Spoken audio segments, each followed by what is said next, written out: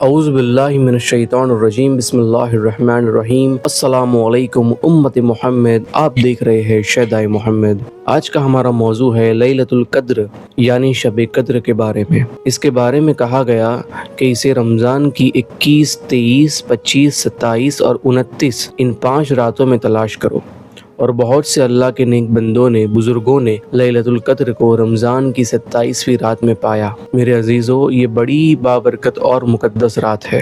اللہ تعالیٰ اپنے مقدس کلام قرآن مجید میں ارشاد فرماتا ہے، انا انزلناہ فی لیلۃ القدر، بے شک ہم نے اسے شب قدر میں اتارا، شب قدر میں نازل کیا، یعنی بے شک ہم نے اپنے مقدس کلام جو ساری آسمانی کتابوں میں سب سے افضل ہے، اس قرآن مجید کو شب قدر میں نازل کیا۔ اب آپ ذرا غور کریں کہ مہینہ کون سا؟ رمضان المبارک، جو سارے مہینوں میں افضل ہے، اور رات کون سی؟ لیلۃ القدر، جو ساری راتوں میں افضل ہے، اور کتاب کون سی؟ قرآن پاک، جو ساری کتابوں میں افضل ہے، اور کس کے ذریعے وحی آئی؟ جبرائیل امین، جو سارے فرشتوں میں افضل ہے، اور اترا کس پہ؟ ہمارے پیارے آقا محمد مصطفیٰ صلی اللہ علیہ وآلہ وسلم پہ، جو اللہ کے بعد سب سے افضل ہے۔ قرآن شریف 2 مرتبہ نازل ہوا۔ پہلی مرتبہ لوح محفوظ سے آسمانی دنیا پر، الحمد سے والناس تک پورا قرآن شریف ایک ساتھ نازل ہوا، اور دوسری مرتبہ آسمانی دنیا سے ہمارے نبی کریم صلی اللہ علیہ وآلہ وسلم پر ضرورت کے مطابق 23 برسوں میں تھوڑا تھوڑا نازل ہوا۔ کل ملا کر 2 مرتبہ قرآن پاک نازل ہوا۔ خدا سورہ قدر میں ارشاد فرماتا ہے، انا انزلناہ فی لیلۃ القدر۔ ایسے ہی اللہ تعالیٰ اپنے مقدس کلام قرآن مجید میں سورہ دخان میں ارشاد فرماتا ہے، انا انزلناہ فی لیلۃ المبارکۃ انا کنا منذرین، یعنی بے شک ہم نے اس بابرکت رات میں اتارا، اور ہم ہی ڈر سنانے والے ہیں۔ اللہ تعالیٰ سورہ قدر میں آگے ارشاد فرماتا ہے، وما ادراک ما لیلۃ القدر، اور تم کیا جانو کہ شب قدر کیا ہے؟ اور بندہ جان بھی کیسے سکتا ہے جب تک اللہ تعالیٰ جاننے کی طاقت، قوت اور صلاحیت نہ دے؟ بندہ جان نہیں سکتا۔ جیسے کہ فرشتوں نے خدا کی بارگاہ میں عرض کیا، حکایت کے طور پر اللہ تعالیٰ سورہ بقرہ آیت نمبر 32 میں فرماتا ہے، قالوا سبحانک لا علم لنا الا ما علمتنا انک انت العلیم الحکیم۔ فرشتوں نے عرض کیا، اے پروردگار، تو پاک ہے، ہمارے پاس کوئی علم نہیں سوائے اس کے جو تو نے ہمیں عطا کیا، بے شک تو خوب جاننے والا اور حکمت والا ہے۔ اب بندہ کیسے جانے کہ شب قدر کیا ہے؟ آگے خدا ارشاد فرماتا ہے، لیلۃ القدر خیر من الف الشہر، یعنی شب قدر 1000 مہینے سے افضل ہے، بہتر ہے۔ یعنی شب قدر میں کی گئی عبادت یہ 1000 مہینوں کی عبادت سے افضل اور بہتر ہے۔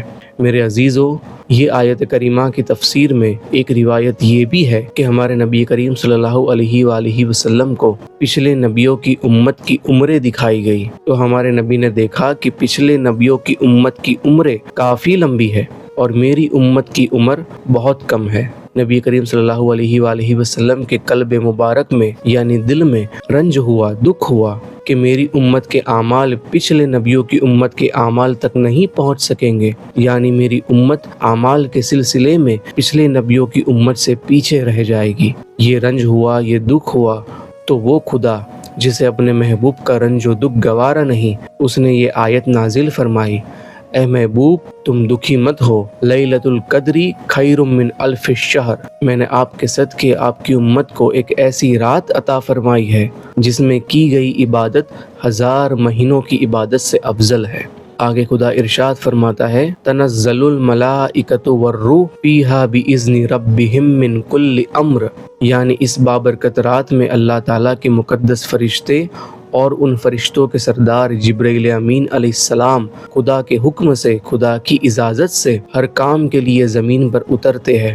میرے عزیزو، اللہ کے فرشتوں کے یہاں قیام، رکوع، سجود کی کوئی کمی نہیں، لیکن سوال یہ ہوتا ہے، آخرکار یہ فرشتے ہم انسانوں کی یہ کون سی عبادت ہے جسے دیکھنے کے لیے بڑے شوق سے وہ ہم سے ملاقات کے لیے تمنا کرتے ہیں، اور اپنے رب سے اجازت طلب کر کے زمین پر اترتے ہیں۔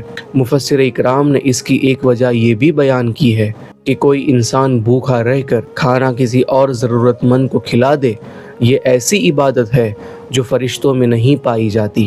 ایسے ہی گناہوں پر توبہ کرنا، آنکھوں سے آنسوؤں کو بہانا، خدا کی بارگاہ میں گڑ گڑا کر اللہ سے معافی چاہنا اور اپنی قیمتی نیند کو چھوڑ کر خدا کی یاد کے لیے رات کے پچھلے پہر میں اٹھنا اور ہچکیاں لے لے کر رونا، یہ ایسی عبادت ہے میرے عزیزو جو فرشتوں میں نہیں پائی جاتی، اس لیے کہ یہ فرشتے نہ کھاتے ہیں، نہ پیتے ہیں، نہ سوتے ہیں، نہ وہ گناہ کرتے ہیں۔ فرشتوں کی شان یہ ہے، اللہ اپنے مقدس کلام قرآن مجید میں سورہ تحریم میں ارشاد فرماتا ہے، لا یعصون اللہ ما امرہم ویفعلون ما یؤمرون، یعنی یہ فرشتے اللہ کی ذرہ برابر نافرمانی نہیں کرتے، بلکہ ان کو جو حکم دیا جاتا ہے وہی وہ کرتے رہتے ہیں۔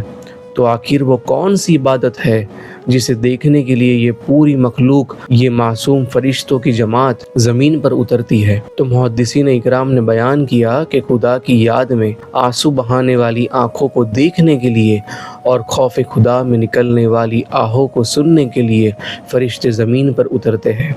تنزل الملائکۃ والروح فیہا بإذن ربہم من کل امر، فرشتے اور ان کے سردار زمین پر اترتے ہیں۔ تو سوال یہ ہے کہ فرشتے زمین پر اترنے کے بعد کرتے کیا ہے؟ تو میرے عزیزو، شعب الایمان کی حدیث مبارک ہے جو حضرت انس رضی اللہ تعالی عنہ سے روایت ہے کہ حضور نبی کریم صلی اللہ علیہ وآلہ وسلم نے ارشاد فرمایا، جب شب قدر ہوتی ہے تو سارے فرشتوں کے سردار جبرائیل امین فرشتوں کے ایک بہت بڑے گروہ کے ساتھ زمین پر اترتے ہیں۔ پھر وہ فرشتے زمین پر اتر کر کے اس بندے کے لیے اللہ تعالی سے رحمت کی دعا کرتے ہیں اور مغفرت و بخشش کی دعا مانگتے ہیں۔ جو بندہ اس مقدس رات میں یا تو کھڑے کھڑے یا بیٹھے بیٹھے اللہ کا ذکر کرتا ہے، اللہ کی عبادت کرتا ہے۔ آگے خدا ارشاد فرماتا ہے، سلام ہی حتی مطلع الفجر، یعنی یہ سلامتی ہی سلامتی ہے صبح چمکنے تک۔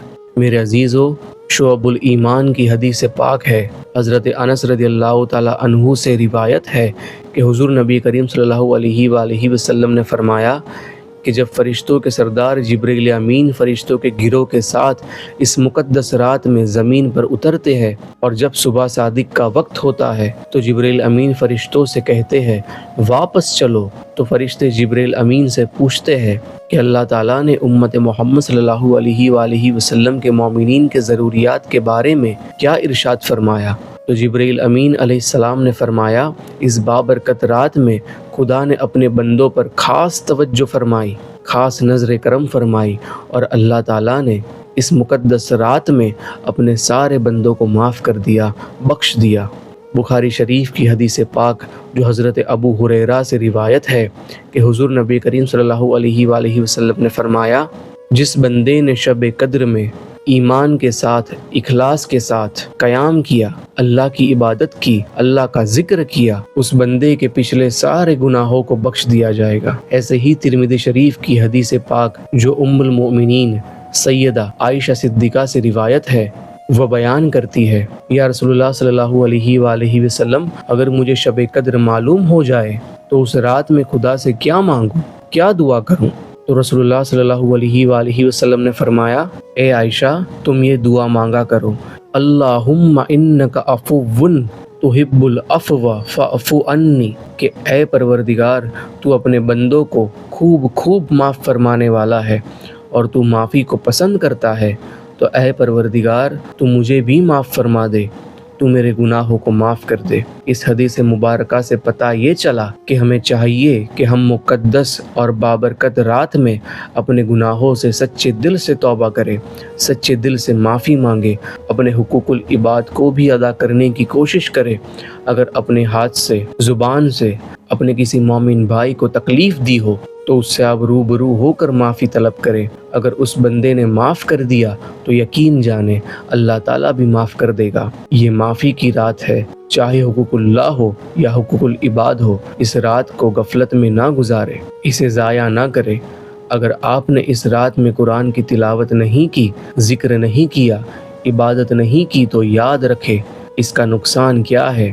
ابن ماجہ کی حدیث ہے جو حضرت انس رضی اللہ تعالی عنہ سے روایت ہے کہ حضور نبی کریم صلی اللہ علیہ وآلہ وسلم نے ارشاد فرمایا، جو بندہ اس رات سے محروم رہا تو وہ بندہ ہر بھلائی سے محروم رہا، اور اس رات سے کوئی بندہ محروم نہیں رہ سکتا مگر وہ بندہ محروم رہے گا جس کے قسمت میں ہی محرومی لکھی ہے۔ یہ رات بڑی بابرکت اور مقدس رات ہے، اسے آپ اللہ تعالیٰ کی عبادت میں، اس کے ذکر میں، تسبیح میں، تلاوت قرآن میں، گناہوں کی معافی میں گزارے۔